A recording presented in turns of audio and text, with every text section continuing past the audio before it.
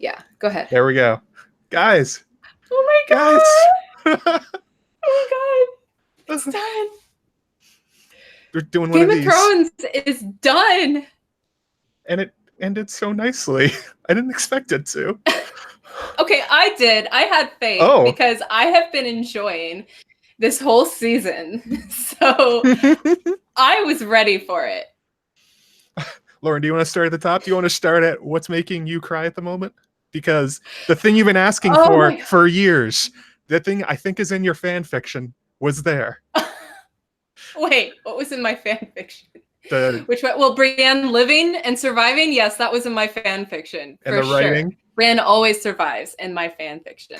No, I did not write about that. Oh, okay. But I liked that. That was a very nice touch. I'm glad that the White Books survived the devastation of King's Landing. Yeah. That was great, but there's so much else. I mean, where do we start? Bran the Broken is our king. Yeah. Didn't see that one coming. And Sansa is our queen in the north. We have a queen and we have a king in their own right. That is, I love it. Bran the Broken. And Sansa didn't marry Gendry. Didn't happen. A lot of people thought it would. Well, no, of course she didn't. You mean Arya, right? Because I never expected Sansa to marry Gendry. Because of the people expected Sansa to marry Gendry. It was an idea that was out there that it would be a political thing. Oh.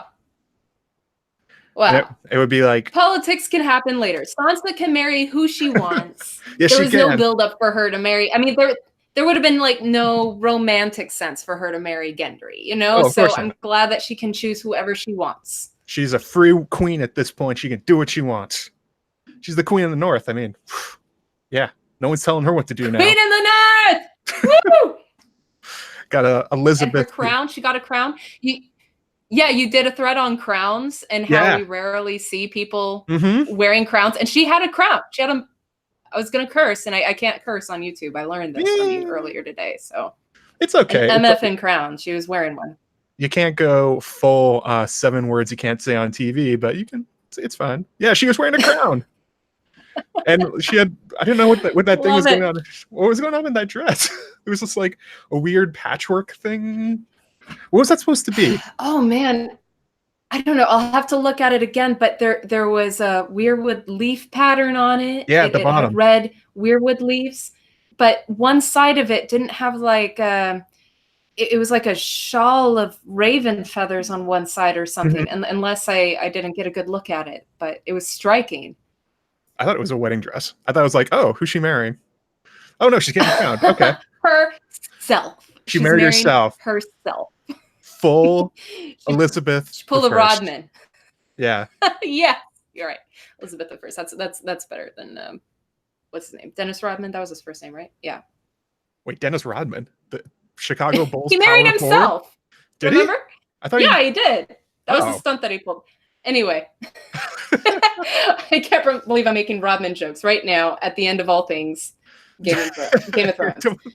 At the end of Game of Thrones, it all comes back to Dennis Rodman. That's what we learned. Somewhere he's happy. I do have some black and red right here that I'm sporting. Where are my dragons? Which where is the dragon? Gone but to Valyria.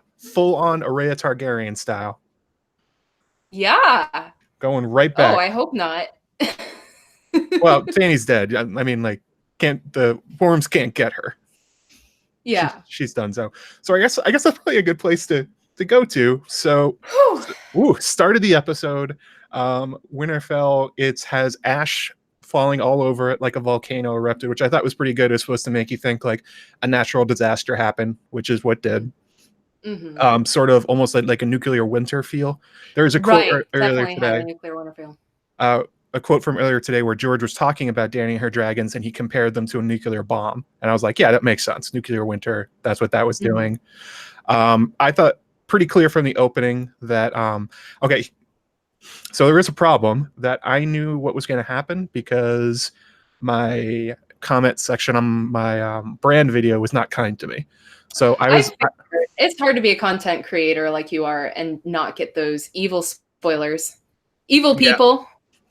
But even not knowing what was happening, didn't you feel like, oh, they're gonna kill Dany at this point? Like they all had looks on their faces, like everyone was pissed. They all were like constantly touching their weapons. I was like, oh, Dany's not long for this world.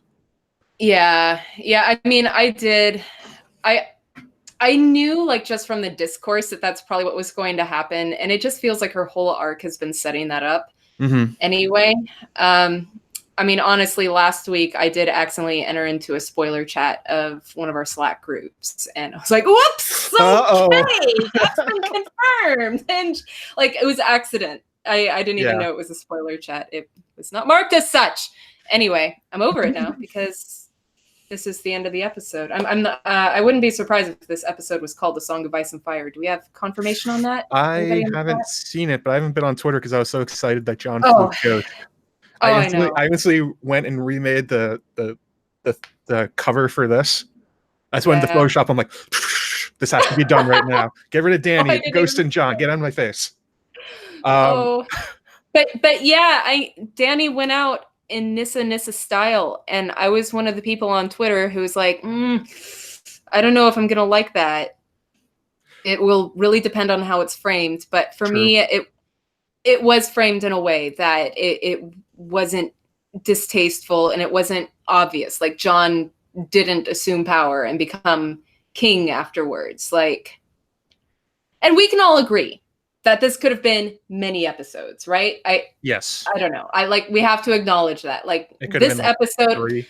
I mean, what's interesting is just from the few comments that I've seen on Twitter and around, it seems like people have had a really positive response to this episode. But even this episode, more than ones that I've seen before, it felt like there's a lot of passing of time. There are a lot of scenes that could have been much longer and much more in depth. But I think that maybe at the end of Game of Thrones season 8, maybe we finally got used to that. I don't know. And we can see the story for what it is.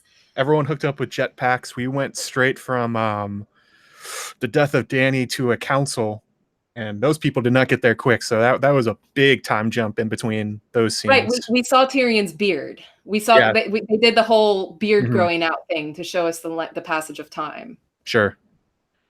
Yeah. I'll tell you though, until Jon Floof Ghost, the thing I was most excited about, can you guess what it was? What? Maester Aemon hype. Maester Aemon. Yes!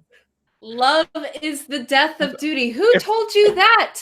Maester Aemon. Maester Aemon. And like that encounter between him and Tyrion was basically the Varys and Ned Stark like dungeon scene. They were just replaying it. They were interspersing like Aemon's advice and that whole speech and all these different things that Jon had learned, and he actually remembered Aemon. Aemon like exists still in the world.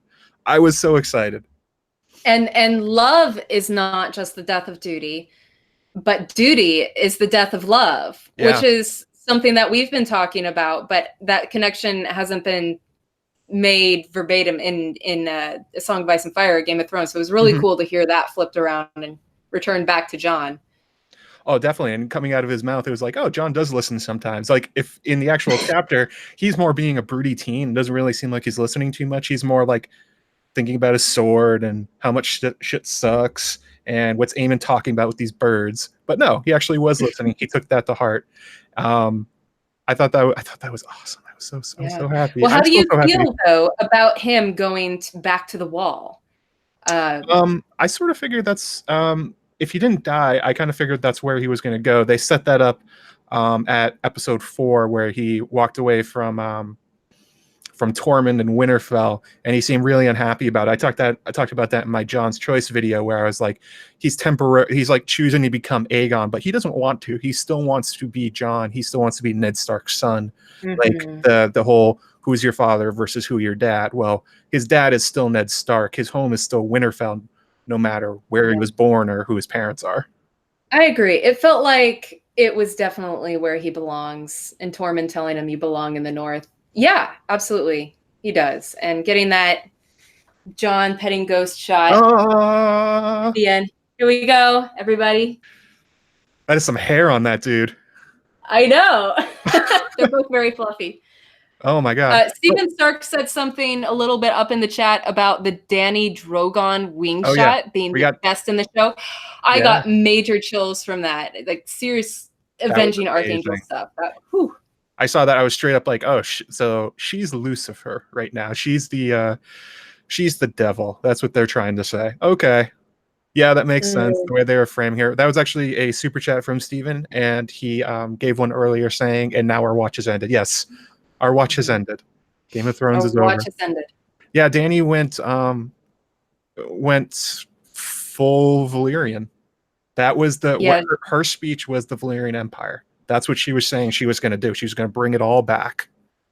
It was some serious Nazi Heil Hitler shit too. True. with the giant Targaryen red flag draped down the side of the building. Oh my god! Like even the tone of her voice, it just. Like it is extremely chilling. It was. And I know that people are still dealing with whether they liked that turn, whether they felt like that turn happened too soon. But I don't know. To me, I still really have enjoyed Danny's arc actually this season. I don't know. I almost feel. No, I don't feel ashamed to say that I've enjoyed Danny's character more this season than I have in previous seasons, because I just feel like we've seen kind of the magnitude of her as a human being, like being. I mean, we've seen so many sides of her that we haven't seen, and yes, we've seen vengeful Danny, which that's a side we haven't seen, but we have actually, but we've seen her be vengeful quite a lot. Well, Tyrion made that point where he said everyone she's killed has always been the bad guy. Well, now she's stopped killing bad guys. I made that point in the video I put out today. That's a really clever way that George and the show have weaved her character. Is that like honestly the way we saw Drogon grow up, he's kind of like almost like a puppy dog to a lot of the fandom, but he's clearly capable of killing a city. Dany's capable of horrible atrocities, but because she kept killing the right people, you just sort of stayed on her side. And in the last couple of seasons, they started changing that math very slowly until that one big example where, that it was not cool. Right. Like we've always kind of been on shaky moral ground before, but we've always been able to get a grip on the story, like on her side, like, no, these were evil men, right? Yes. And that's what justifies her. But now they're not evil men. Now they're civilians. And they pretty much just went through the whole discourse that we've been having this entire week about whether the hashtag discourse. Yeah, the hashtag discourse. They went there. I don't know. I think that what's really made season 8 very enjoyable to me, and I don't know, perhaps watchable, more than watchable, in a way that it's not for others, is I don't know. And I think that a lot of people do watch it as this way too, but it just seems very theatrical to me, like just human emotions are amplified so much so that you have the extreme highs and you have the extreme lows, and there's so many people who are like, whoa, how did we get here? But I don't know, that's kind of how it is in theater too, when you're watching something staged, and just humanity is just so much more amplified on the stage. And of course there's a lot of things that can't be staged about this story. We can't have dragons, we can't have dragon fire and wildfire and all of that, but in many ways it's felt theatrical, and I've really enjoyed it from that perspective. I think they did a lot more Dany's character this season than they have kind of in a long time. She's been on to sort of a steady trajectory towards conquest and like righting wrongs, and her dragons growing up, and her getting like a little bit better at conquering, a little bit better at ruling. It was sort of the same thing for basically 7 seasons. And this one, they really said, okay, this season, everything about Dany is changing, and not in a way that wasn't like set up, because it's been there the whole time. It's just that it was always overwhelmed by the fact, like I was talking about, she was always killing the good guys. She was always conquering the right people, so it seemed fine. Got another super chat here from Linda Prezuda. So glad Drogon didn't torch Jon. Thanks you all. Thanks for all you've done to help us get through a long night. Yeah, what'd you make of that? Drogon did that movie thing. You saw the fire like coming out of his gullet there. He opened and it was like, and you're like, oh no, Jon. And then he melted the Iron Throne. The Iron Throne, which was forged by Dragonfire. It was the ring. The ring was melted in the volcano it was forged in. Oh, the Iron Throne was the ring. Who was it who wrote a think piece on that? I think it was Joanna Robinson. Probably. I mean, she's written so much, right? She's touched just about everything in Game of Thrones. But I think that she did an article on the Iron Throne as the ring from Lord of the Rings. And you can definitely see that in this episode. Especially with Dany's eyes when she was approaching the Iron Throne. Oh my God, she had this Gollum look in her eyes, actually. I was going to say, I almost waiting for her to go, my precious. As she walked up to it, I was like, you know, I have to say, though, I was still... There's part of me, and maybe this speaks to how we fragile humans can be so swayed by tyrants and those with too much political power. But as she was making her speech and talking about conquering the North and conquering Dorne and going to, across the sea to conquer the rest of the world, I was almost like, I really want to see that.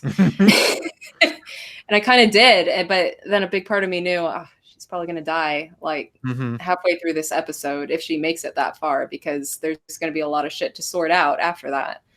Yeah, they were the rest of the kingdoms were really not going to let her do that unless she was prepared to burn down the rest of the castles.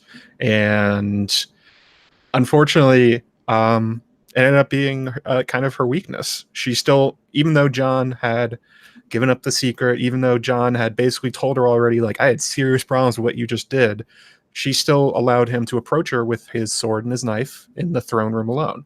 And it was almost like the inverse of Aemon's speech, where it was like, again, love was the death of duty, where she should have protected herself. Even if she trusts Jon, you should have had the Unsullied there. There's no reason not to, but she loved Jon. Yeah. And I mean, that to me more than anything suggested a mental slip for Daenerys. Like, I was still team Daenerys is not insane. She's just really angry, okay? She's just really fucking angry. But when she didn't... Sorry, I swore again. Did you hear it? I did. Sorry, YouTube. But, like, yeah, I know. When she didn't have anybody there to protect her, I was like, oh, my God.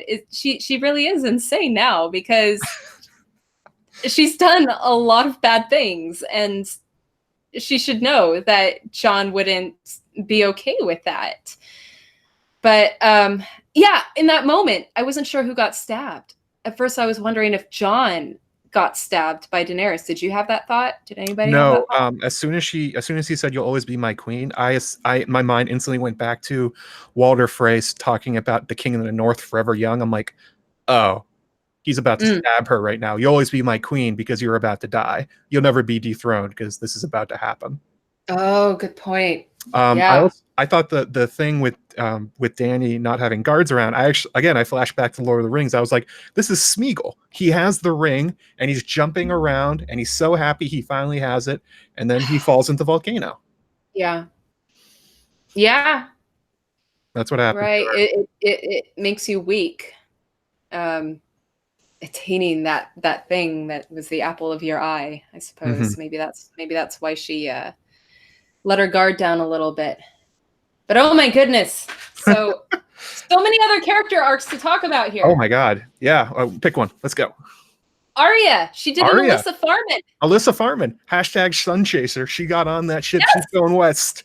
She is going west beyond where the maps stop. Isn't that what they said? That was beautiful. That was awesome. I want to see that now. With the direwolf sails. Oh my God. That's great. At first, when she said, I'm not going back north, I thought that maybe there was a chance that she had accepted Gendry's offer. Yeah, me too. But that's not her. That's not her. That's not her. No, I like that she's sailing west. That's cool. My mind raced for a second. I'm like, wait, where could she be going? I'm like, she's not going back to the Faceless Men. She's not going north. She killed everybody on her list. Like, what could she be doing? Alyssa Farman, yeah, yeah, they'll join up. So we have another super chat from Mary, up from under Winterfell. Now that it's done in the books, does Dany burn King's Landing before or after they get the others? What do you think? Well, I think this one's up to you, Lauren. This one's up to me. Yeah. Oh, well, I really like what the show did. I did have a theory before this season began that it would all the plot lines, the supernatural and the human power plot lines would culminate. They would come together down in King's Landing and everything would finish off together down there. But after seeing the show, I don't know. I really like what they did, and it makes sense to me that it would happen that way in the books. It's this sort of hierarchy of conflicts that I really enjoy, where the supernatural force, the supernatural monster is dealt with first. The monster outside yourself, and then you deal with the human monsters, the monsters inside yourself. So I actually really like that as a conflict hierarchy. So I will be very pleased if that happens in the books. If it happens the other way, that'll be interesting, but I'm not sure then why they didn't go with that in the show. So I'm wondering if this is why George didn't actually write the Night King, because it sets up this idea that he has to be taken down. It makes him the big bad, whereas the way he's written it, the others are kind of like this otherworldly threat. They're this thing beyond the wall that it's hard to pin down. You're not even sure when they're going to show up.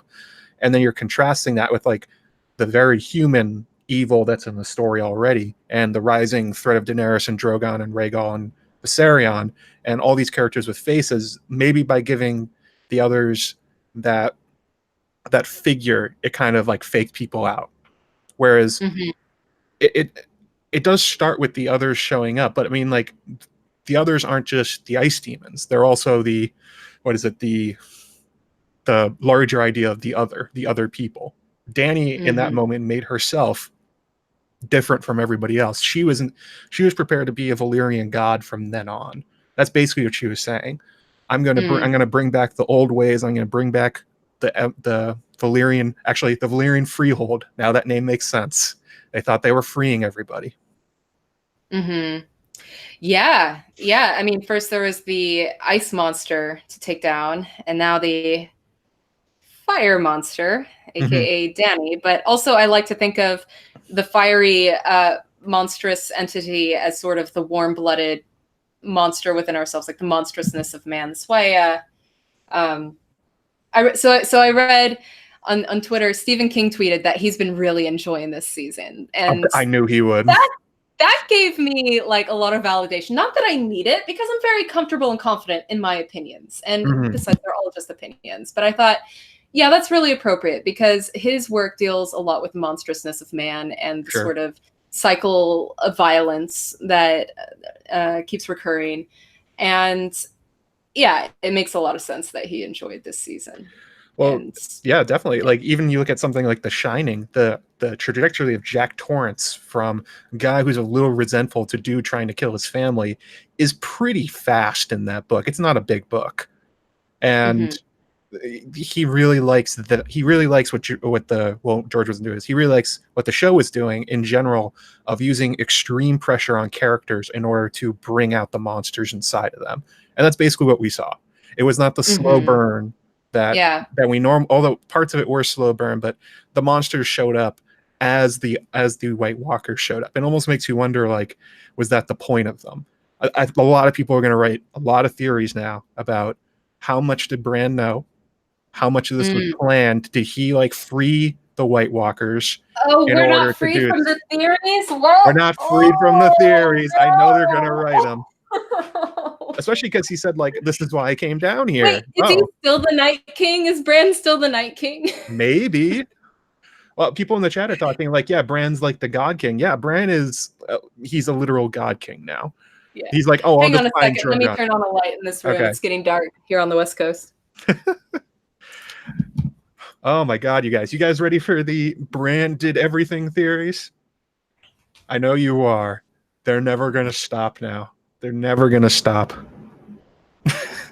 So yeah, spin-offs. Bernie said spin-off city. Yeah, definitely. They're gonna do a spin-off of Bran of the God King just ruling. or Arya. I think more than most TV shows, they really did leave themselves open for quite a lot of spin-offs if they ever wanted to do them. Each one. I mean, we could have a sequel. What happened to Drogon? Yeah, who knows? He's just off with Daenerys' body in his claws. Yeah. Arya's on Sunchaser, basically. Jon's north of the wall, being the king beyond the wall, essentially at this point, being the new Mance Raider. Sansa's a queen. Oh, can we talk about that last scene? I loved that last scene because we were wondering if it was going to perhaps at all echo the first scene in Game of Thrones, where they're ranging beyond the wall.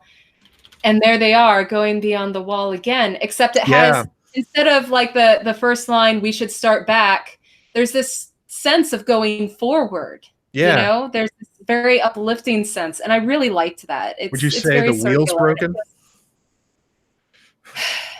No. I think that, I mean, no, because Bran's in a wheelchair. The wheels are going forward. We've got two wheels now. It's better than one wheel. It's a what's it called? A technocracy or it's the style of government where the most like the smartest and fittest to rule do it. And it's like Bran is now that character. He knows everything all the time. He's Bloodraven times 1,000. He's got it under control. That kingdom's not doing anything he doesn't want from now on. And he knew it. Why would I have come all this way? He knew it. How long did he know he was going to be king? Well, I wrote that video about it, and Isaac Hampstead Wright answered questions along these lines, and he basically said his impression from what he was told is that Bran does not actually know much of the future. He gets flashes and can see things every once in a while, kind of like Melisandre does, but his real skill is that he can see everything, he can understand people, he has the total knowledge of like human history at his disposal. So at any juncture, his guess is better than anyone else's. And that's basically his superpower at this point. And how wonderful is that? Because I feel like for this whole show just about, and the books too, I feel like Bran's character doesn't get as much love as he deserves. He's such a wonderful character, amazing story. And now here he is, king of it all. All hail Bran the Broken. I like that they tried to do that thing where they stood up and they like a bunch of freshmen learning like their school's fight song, unable all to get it all together.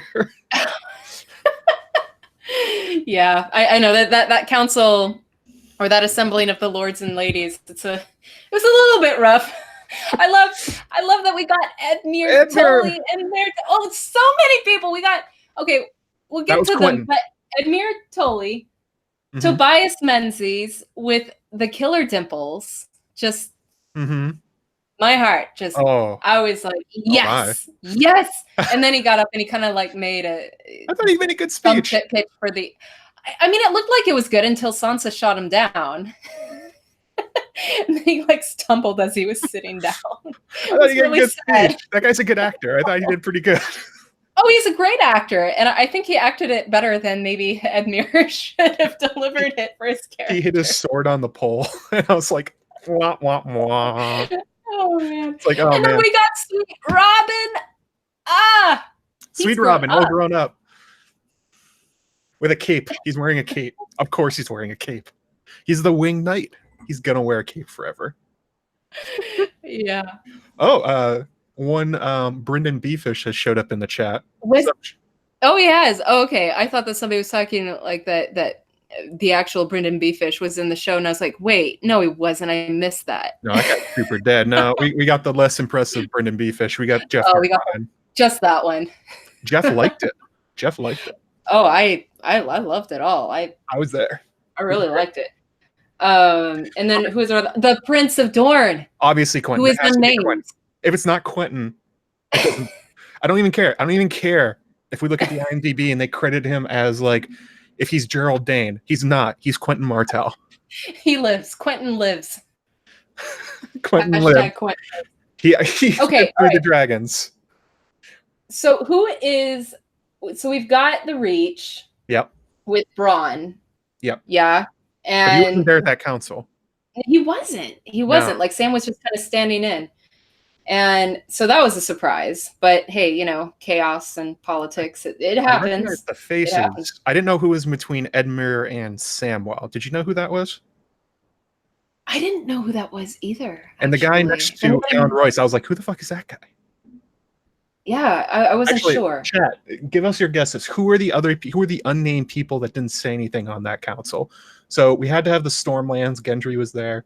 We had the Vale. Royce and Aaron were there. Was one of those Howland Reed?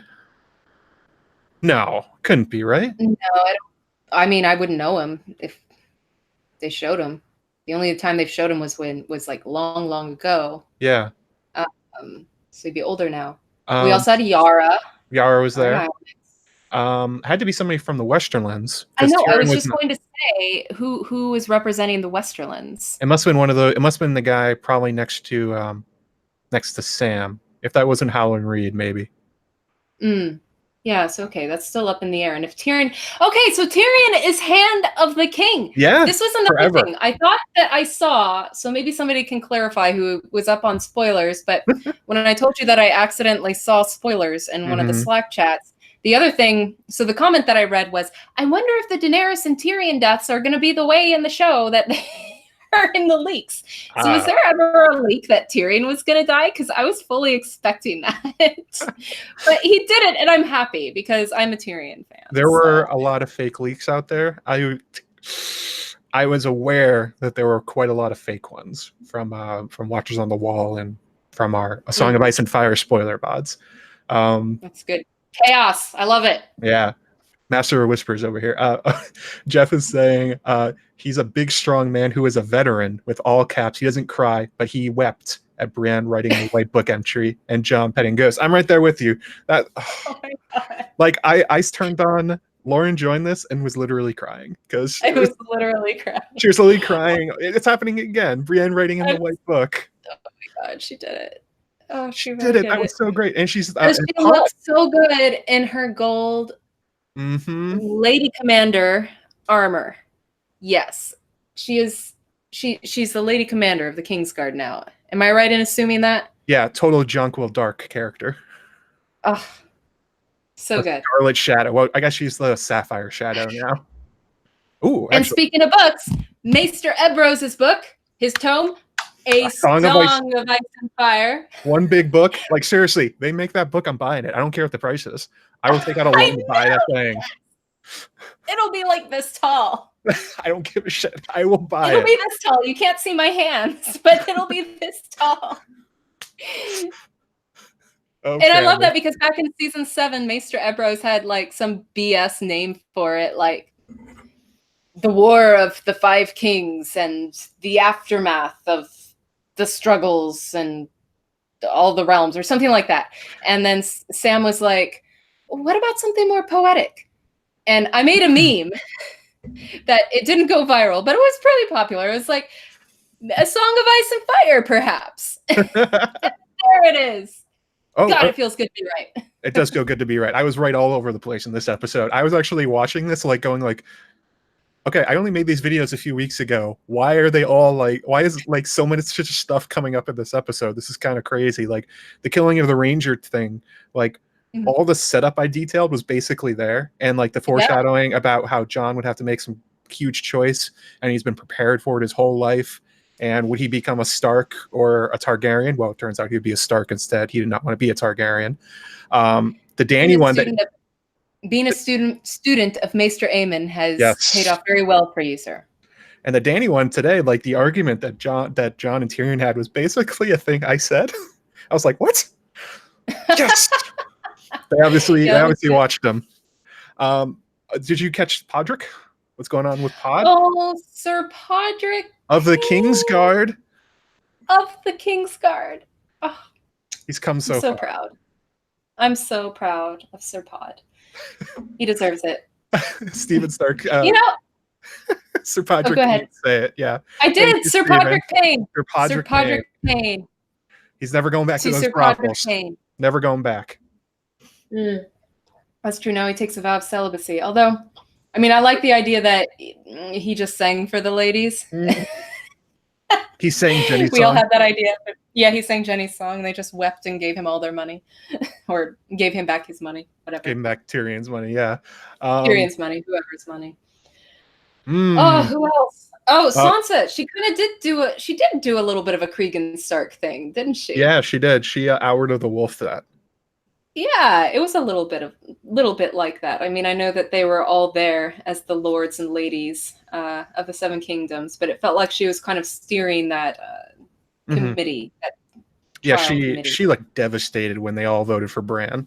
Like straight up devastated. I was like, "Oh, Sansa, I'm sorry."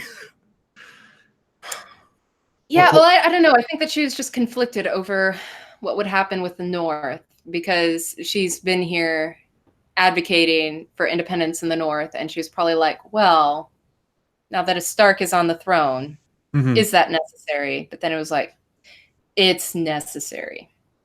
And now we have the Queen in the North. I guess so. I mean, like, there's no dragons to come marching through the neck this time, unless Drogon shows up again, so they're good. Yeah, he's gone. He floated away. Yeah, I kind of like that open-ended thing with Drogon. I didn't necessarily need to know where he was. I didn't necessarily need to see like a clutch of dragon eggs or anything to... No Godzilla moment? Yeah. You know, he just flew off into the sunset. He flew east and Arya sailed west. It's nice. Oh, the ice and fire split. They went their separate ways. Oh my god! They almost married. They almost were a thing, and they went away again. Oh, okay. So I had some tinfoil while I was watching that scene. So Drogon, obviously, he didn't want to kill Jon. I was actually wondering for a second. I was like, okay, so he's gonna have fire breathed on him. Is the Targaryen fireproof thing about to come into play? Or are we about to learn that Jon can't be burned? No. But then he did the classic movie thing where it's like, you're really angry, so you shoot your gun into the sky kind of thing. And for a second there, I wondered if that was a redo of the Rob Greywind thing, where when Rob died, he warged into Greywind and went crazy. Oh yeah, that's interesting. I don't think Dany is a skin changer, but Drogon definitely knew she died, so there's something there. It's not a direct thing. I was like, did Dany like in her like save Jon or something? Oh, that's interesting. Yeah, I don't know, because I don't think that was made explicit in the show. No. No, but yeah, I mean that's really cool to think about it that way. You can definitely go there with your imagination. And I mean, I've gone a lot of places with my imagination this season, let's be honest, but I've kind of liked that. Storytelling is, I read some literary criticism recently. It's storytelling is the interaction of the storyteller's imagination and the audience's imagination. And I really take that to heart. And I really like being able to have that free reign with my mind. But no, I loved how he just breathed fire on the Iron Throne. Like, he almost knew that was the cause of all this BS, you know, just melt it down. Yeah, that's true. It's like I talked about this in my video, and a lot of other people have been talking about this too, that Dany never really wanted to be that person. She was forced into it. It was a destiny forced on her by her last name, by the idea that she's a princess, by Viserys in particular, Illyrio and Varys. And as soon as she got her dragons, she had to use them, or else everyone was going to kill her, basically, to steal them. And so I thought it really, the idea of the throne itself and the power of dragons really drove her to what she was, because when you look at what she in her head, what she actually wanted was like a simple life, just being a normal person, running with the children, running through the grass, the house at the red door. But then she would be like, oh wait, no, I have to be a queen. And be like, do you have to? No, you don't really. Yeah, I really like how fate and free will is presented in this story, and the way the show has presented it to us. Again, there's a lot of room for ambiguity and your own interpretation, but that's the way that it should be. Was it this madness that was inherent in her family, or actually is that sort of a quote unquote madness that you get from being put in that position of power, being in a family that inherits that power? Is that something that would make anybody go mad? I mean, Cersei was not in her right mind, and she didn't have this history of Targaryen mental illness. And I mean, Robert wasn't the most clear thinking king either. So maybe it's just this power that really corrupts your mind. So it's a wonderful thing that Bran the Broken is king. Not just, and I love that that's his name, Bran the Broken. It speaks to the broken part in all of us and acknowledges that. And it's very sweet. Honestly, I found a lot more sweet than bitter in this ending. Yeah, there was, the bitterness was mostly focused around Dany, I would say, and the aftermath of the sack of King's Landing. To answer your question, though, the what you were talking about with like, oh, does the power corrupt? I think you have to look no further than characters like Stannis Baratheon and Aegon V. Yes, it does. Where Stannis at the beginning was a bit of a jerk and a bit heavy-handed, but he wasn't going to burn Shireen until his destiny was forced on him, until he thought the fate of Westeros was on his shoulders. The same for Aegon, where he needed those dragons or else the Blackfires were going to destroy the kingdoms. And that's basically what triggered Summerhall. Yeah, these powers and the ideas of destiny, which they brought up in this episode a few times, they brought up that Dany thought she was the child of destiny, really did mess with people's heads. It's almost impossible to do it well, unless you're Bran, I guess. And John saying, are these house words stamped on us from birth? That was really beautiful too, because that speaks to what we've been talking about too. Like fire and blood, it's not necessarily her destiny, but it was her choice. Yeah. She did choose to embrace it. She didn't have to. Super chat from Jeff Gustafson. Drogon was robbed of a mama by that damn throne. I think absolutely right. I think the throne killed her more than anything else. The idea that she wanted it. It killed so many people. Like, that's the history of the Targaryens. The chasing that throne, and like, look what it did to the Blackfires and Daemon Blackfire. All of his children, like decades of war, all for the same thing Dany was chasing. He killed them all. Yeah. Yeah, it did. I don't know. I hope he flies east and finds a nice lady dragon, or I don't know. Male dragon, whatever. Male dragon, whatever. They go both ways. Dragons switch. They're like frogs from Jurassic Park. Yeah, it's true. I think I'd probably make an essay or a theory out of this. I'm now more convinced than ever that Fire and Blood, the new content, was this ending, was season 8. And it was George essentially being like, they told him what was going to happen. And then because he wrote Fire and Blood in record time, he wrote it so fast. He already had some of it down in The Princess and the Queen and the Rogue Prince. But like the Sons of the Dragon, Jaehaerys and Alysanne, the Hour of the Wolf, he expanded a lot of it. Just watching this and reading that book, I was like, this is the same thing. George just wrote it the way he thinks it should have gone. I was like, oh my God. So he wrote a book-long subtweet of the season. Yeah, I mean, I can see that in some ways, but I mean, not in others, because if this is all supposed to be a conflict that is akin to Dance of the Dragons, then I mean, like I said, I can see sort of Sansa having a bit of an Hour of the Wolf, but Bran taking the Iron Throne is not necessarily the same as Aegon III, who emerged as the Boy King from that. Or am I missing something? No, but they're all both equally like super cold characters and very calculating. Aegon III, because he went through a similar kind of trauma. He watched Rhaenyra be eaten by a dragon in front of him, and he sort of like lost his passion for life in the same way Bran has, I would say. And that's a good point. Got counseled by the older brother. Jeff actually has a good point. Jeff always has good points. I slandered you earlier, Jeff. My bad. That's what's great about the narrative thrust in the books and show versions of Dany. She rationalizes her worst acts as destiny, when the reality is that it's all choice. It's always been. Yeah, she did not have to do any of this. She thought she did, and like people messed with her mind, particularly Viserys. Like, I don't think we can really overlook how much.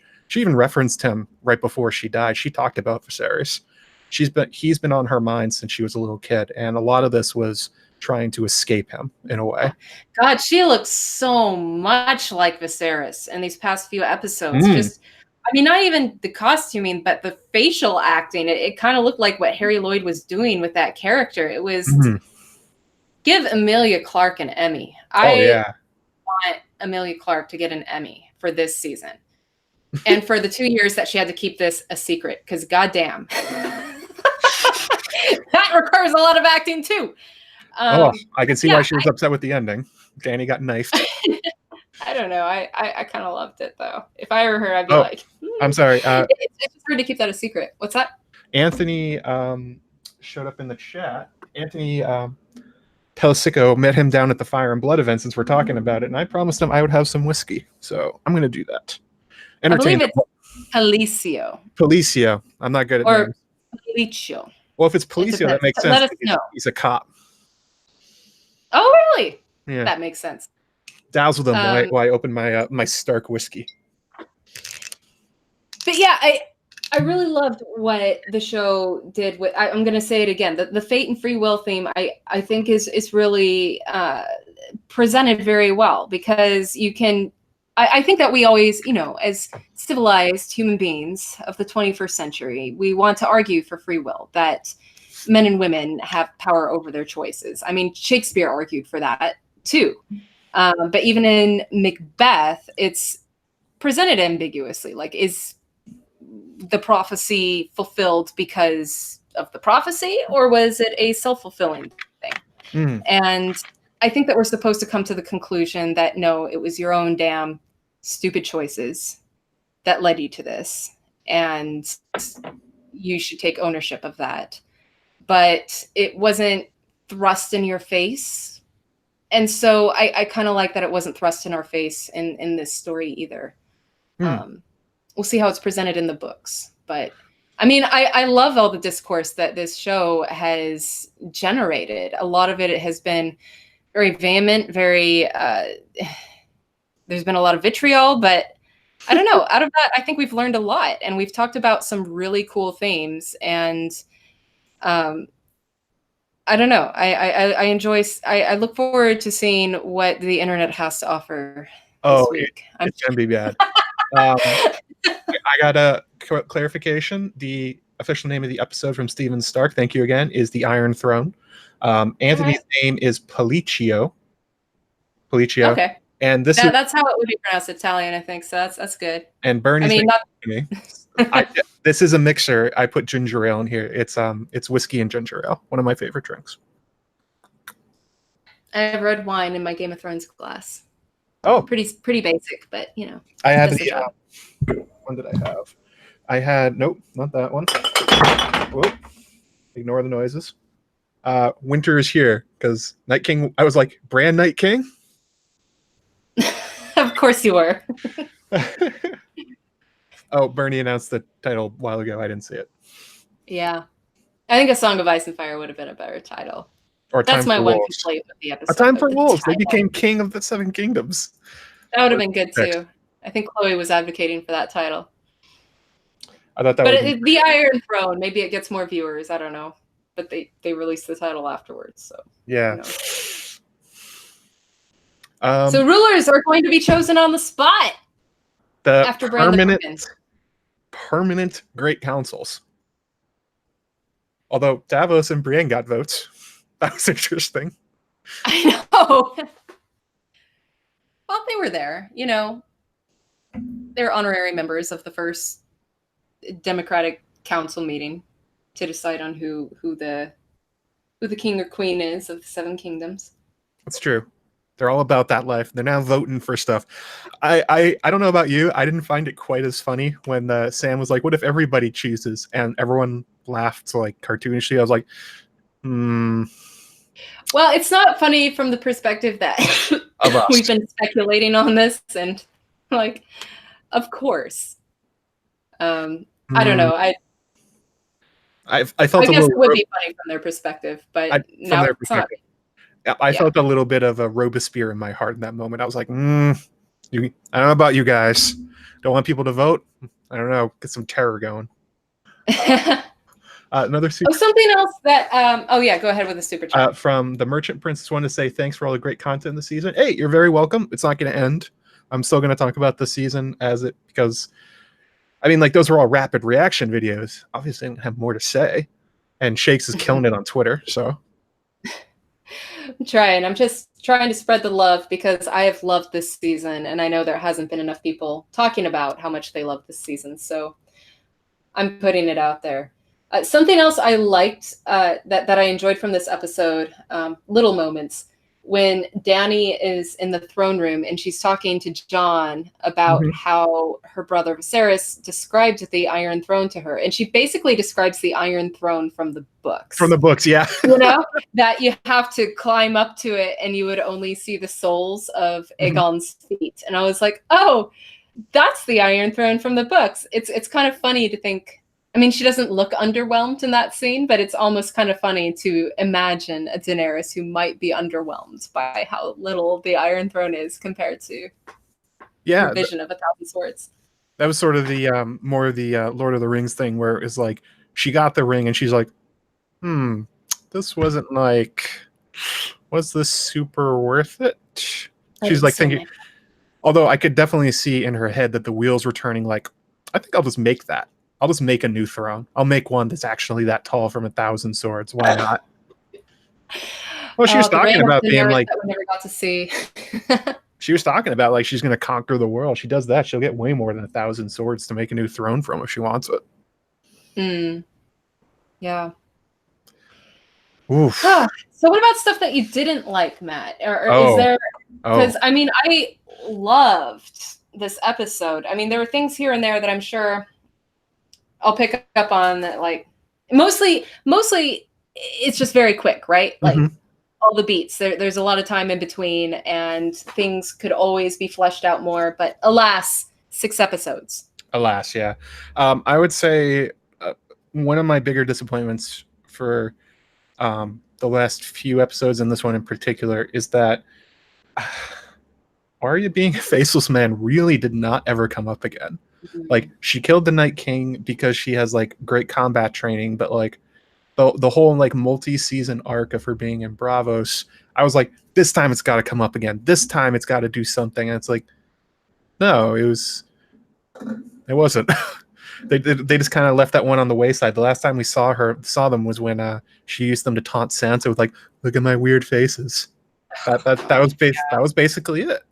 And I'm not unhappy that Arya got the kill on the Night's King, and it makes a lot of sense that she's a character that could do it. It was just like, I felt like there was more they could have done with her. Yeah, that's true. And Jeff is saying things wrong in this episode. Edmure got done wrong yet again. I don't know about that. Yeah, we covered.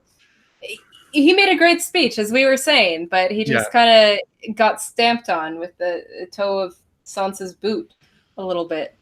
I kind of thought like maybe Arya would like spring Jon from prison using like to like impersonate Unsullied or something like that. I was like, oh, that would be a cool use of it now. No, Alyssa Farman makes perfect sense. That's a great ending, but it was like, you guys kind of forgot about the fact that she's a faceless man, didn't you? Yeah, and they just ran out of time. I don't know. I mean, they can't stick the landing for everything. Even with 73 hours of television, it's hard. It's just really asking a lot to cover, what is it? Almost 2 million words in A Song of Ice and Fire, and that doesn't even include the last 2 books. It's just 2 books, huh? You're an optimist. Yeah. Well, the last 2 books that might be. That are I don't know. Planned. George R.R. Martin might do well if he just doesn't do the last book at all, you know, even if he can. I'm looking at all the vitriol on Twitter these days. Yeah. What about you? What was something you weren't a fan of? Let's see. Well, I just think I really wanted to see more of Daenerys and her having that reign. Like, she achieved it. She achieved her objective, and she didn't even get to sit on the Iron Throne. She got to look at it, and she didn't even get to sit on it. And I mean, this comes down to, again, not having enough time, but it would have been nice if we could have accelerated the Daenerys turning bad plot line and seeing a little bit more of her evil reign over the Seven Kingdoms. I kind of craved that. Maybe that's bad to crave that, to want to see that, but I kind of did. I'm not going to lie to you. I wanted to see her fly up to Winterfell and land Drogon in front of Sansa, because I thought that was definitely going to happen. They had set up that conflict between those two characters for so long, and then they flashed to the dragon pit. I was like, oh, all right. Well, after she died, obviously. I was like, but I really expected her to summon the lords and have that be the breaking point, that she wasn't just threatening the world, that she was threatening the Starks in particular, that she was threatening Sansa. And that would have been good. That's where I thought that was going to go. And then we could have had that confrontation, and we've had the confrontation of the House Wars, Fire and Blood versus Winter is Coming. You know, that whole idea of impulsiveness and passion versus preparation and careful planning. I think we've seen those ideas in opposition of each other, just juxtaposed with each other all season. But that would have been a really cool thing to see, plot-wise, to really see them come up against each other. I wanted more evil Daenerys. What can I say? You wanted more of the Mad Queen a little bit. I did. I wanted to see it in all its glory. It was gonna be glorious. It was gonna be like, oh hey Maegor, what's going on, bro? How you doing? Right. Got another super chat from ZombieJesus. Tyrion calling out Dany in front of all of her armies and throwing his pin was the ballsiest move ever. Yeah, I thought he was gonna die right there. I think he thought he was gonna die right there. I think he knew that there was like no way that he was making it out alive. And I mean, that was kind of cool, because it was almost like him just looking death in the face and wanting to confront all the wrong deeds that he's done by calling out Dany's bad deeds. So that was cool. Actually, I would say that the first half of this episode was super Tyrion heavy, and he did a great job with it. Super Tyrion heavy. And, you know, I have a lot of questions about Tyrion now, because I mean, I read all this discourse about Tyrion and the different turn that he'll be taking in the books, and I fully agreed with it. And Jeff wrote this amazing essay on the Tyrion, the monster that wasn't there, the Tyrion that wasn't adapted into the show. And I was like, yeah, that would have been so brilliant if he had just been, you know, the evil devil on her shoulder, egging her on. That's great. But does he actually have... does he actually turn good again in the books? Does he think it over with himself? So I don't know now. I thought I knew, but now I don't, because this is supposed to be the end state. His coin is still in the air in the books. It's still spinning. Tyrion Targaryen. Got another super chat here from Veronica.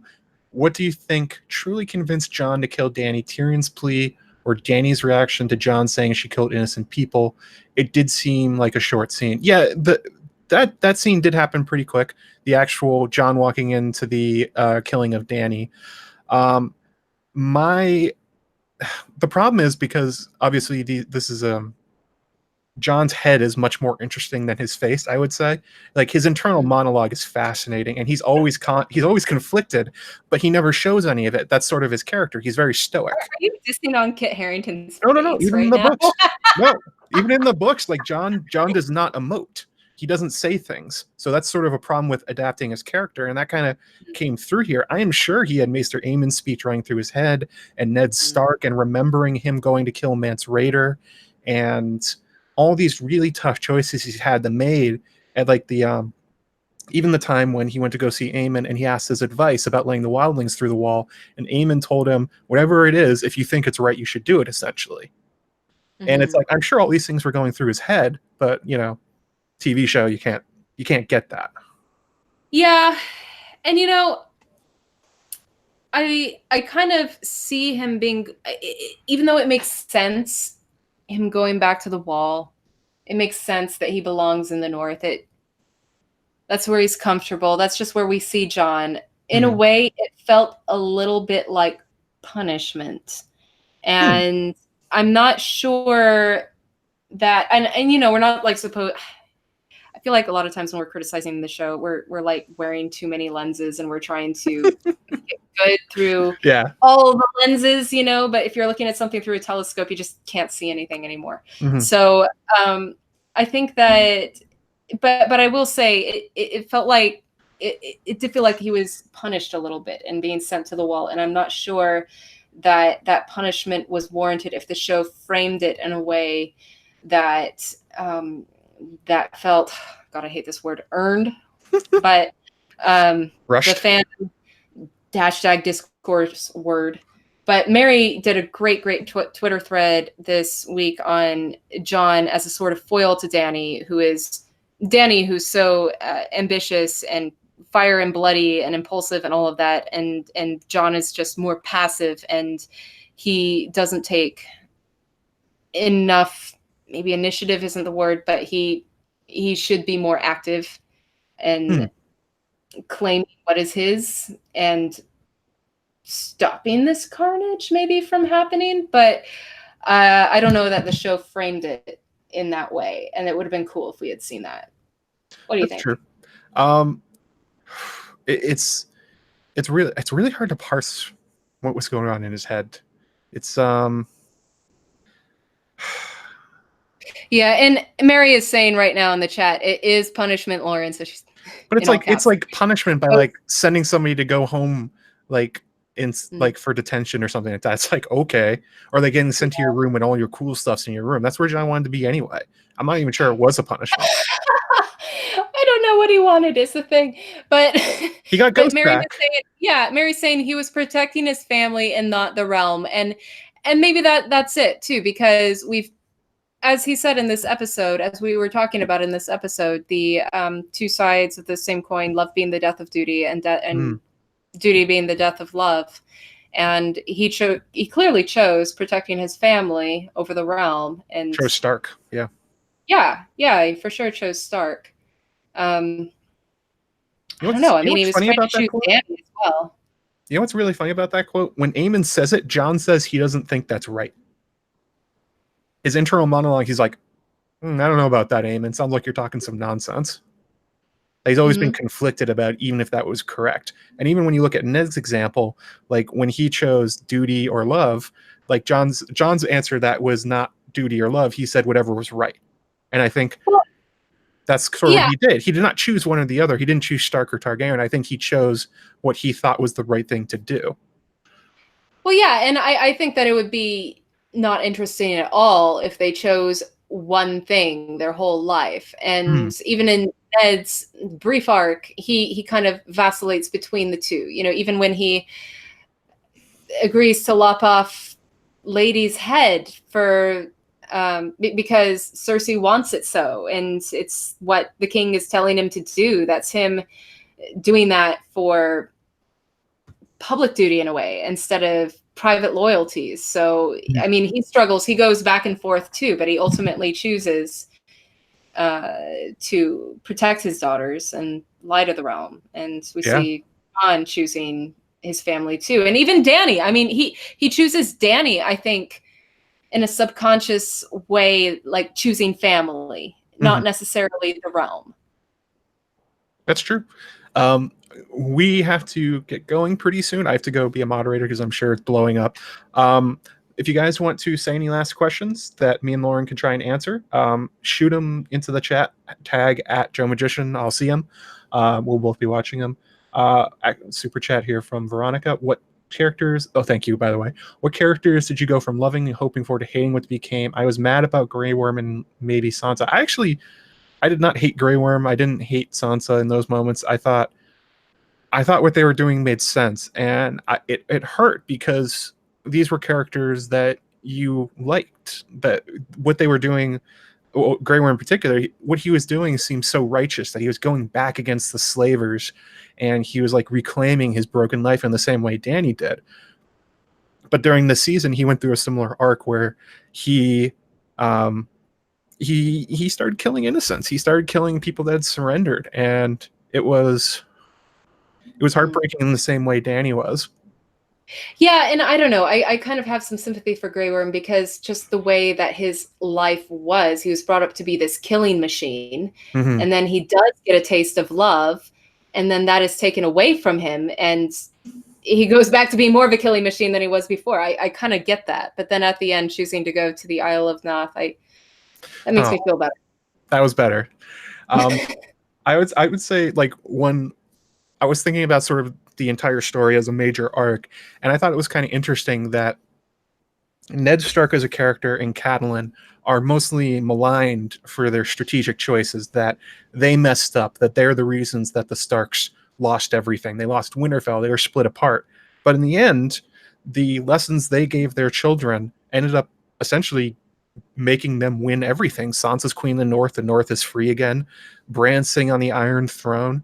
Jon's king beyond the wall. Basically, at this point, Arya's going to go be like a figure of myth. It's like, yeah, the lessons of Ned and Cat did land. They were right. If only they had said her name this season. I know, Catelyn right? Stark. Say it. I know, Catelyn Stark. She had I talked about her in my video, although it was as Lady Stoneheart. She did nothing wrong. Nothing wrong. Well, it was kind of like Dany, where she was stressed. So we got a few questions. Just quickly, got another super chat from D Junior, the Docks Queen. Interesting name. Bran is not king. Bloodraven is. Remember, before the Night King killed him, he told Bran, "It is time for you to become me."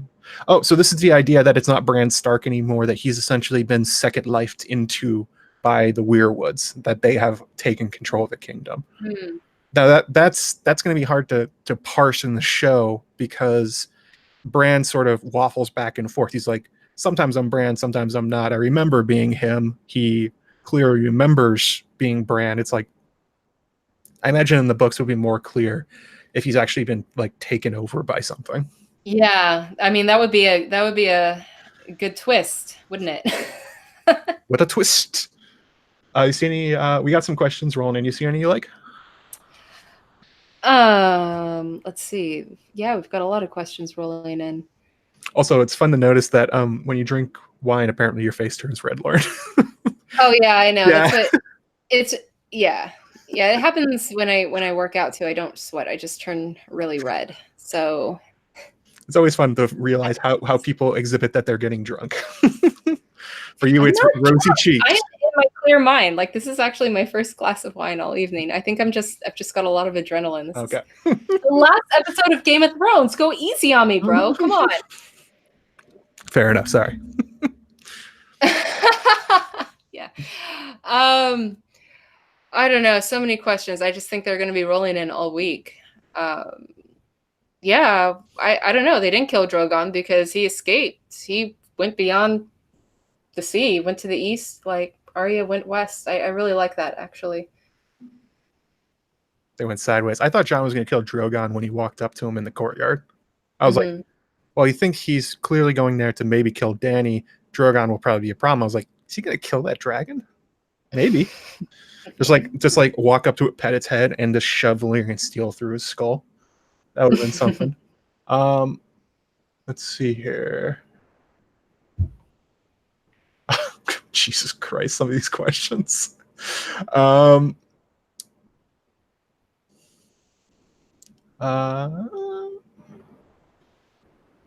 Okay, will the Unsullied all die? I don't know, because they propose that they go to the Reach and settle there, but Bronn's clearly in charge. He's the Lord of Highgarden. Really? Okay, so Grey Worm is the only one who's going to Noth. Oh, okay. Because I thought that maybe he was taking some Unsullied with him, or did I get that wrong? I thought they were all going. Yeah, I thought that they were all going. Oh, that's true. I got that wrong. I'm sorry. So if they go to Noth, there's the poisonous butterflies. No, there are the beaches, and there are Mai Tais, and are there? coladas. There's not poisonous butterflies. Just but they've got some, some deet for that, I'm sure. Got the poisonous butterfly deet. Yeah. Oh my God! Somebody should make that. So you in the I'll buy it. Go on Etsy. I get eaten alive in the summer. Yes. So I guess Bran won't spend most of his time in the past anymore. That's a question from Colonel Stark. That's a really good point, because yeah, it's really interesting to think about the Bran and Tyrion conversations that we've had over this past season. Like, I feel like we were kind of faked out in episode 2 when Tyrion Tyrion said, "Oh, we have all night to talk about what you know," and then we all supposed that they had an hours-long conversation where Bran gave him a lot of information, and but then, like in episode 4, they had this encounter in the feast in the Hall of Winterfell when they're having that feast, that post-battle celebration, where it seems like they hadn't spoken at all, and Tyrion was, just saying, "Hey, how's it going?" And Bran was like, "I live in the past now." And Tyrion was like, "Oh, that's kind of weird."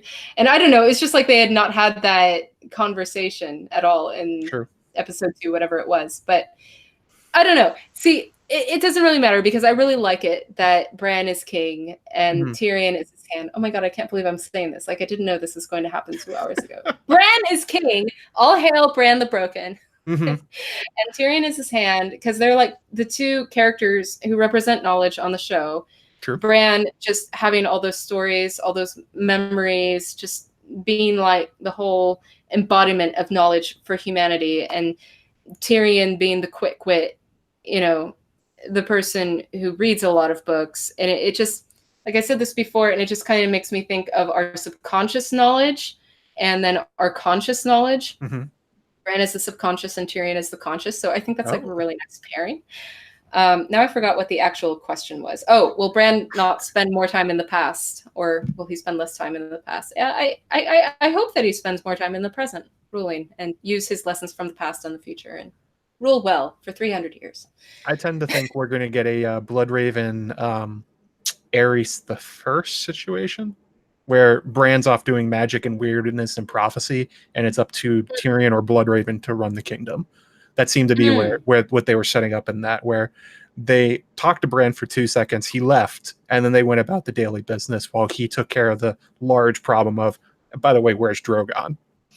Like, he's clearly thinking on a different plane rather than his hand.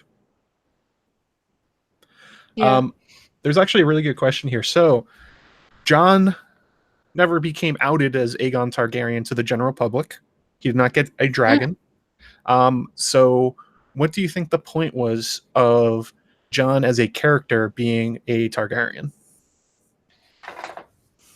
It's a hard one. It's a good question. Woo. Good question from the chat, by the way.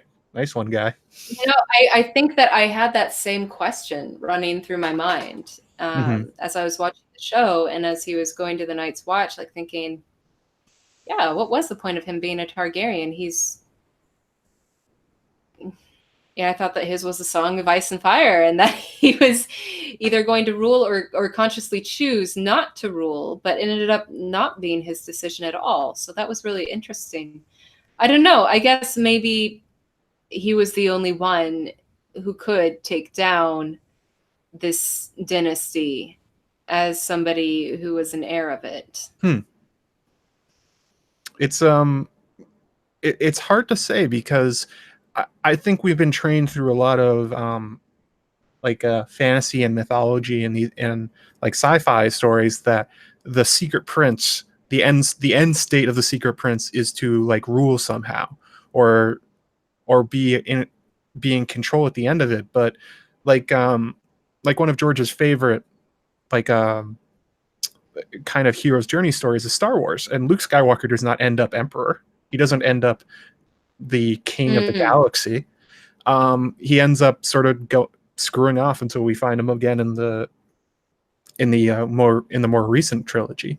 And I wonder if that's maybe where it was going, where it's less important that who his parents were, but the choices he made, and that maybe it was this really important for him as a Targaryen, and the pressures of power and destiny, that he knew none of it. Like the classic line, Jon Snow knows nothing. Yeah, he didn't know anything about himself, and we can see Daenerys, how knowing these things about herself tortured her and turned her to a monster. Like it's even more more meta about knowing in Daenerys. Like we're talking about knowledge with Bran and Tyrion, but you can also apply that to Daenerys and Jon. She knew everything. Really like that.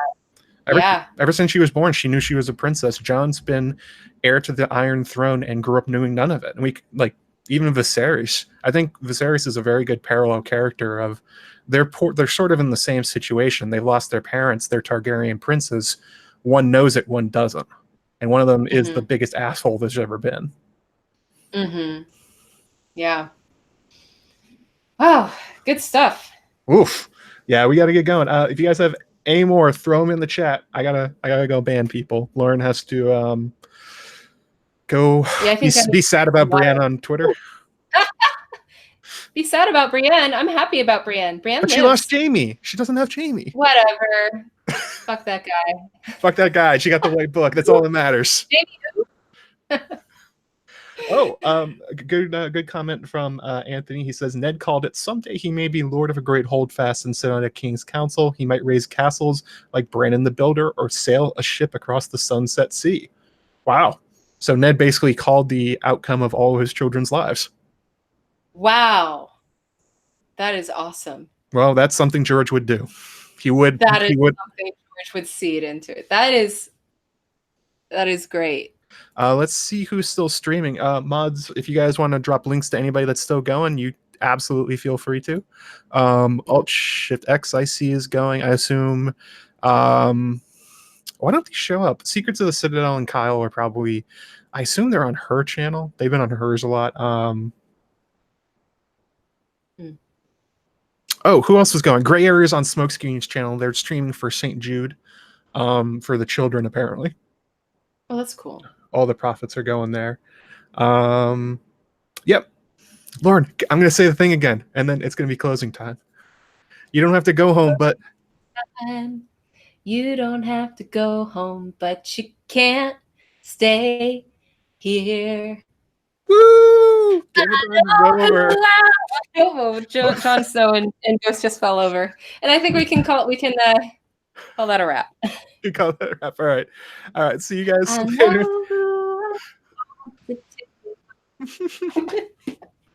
Go have fun tonight.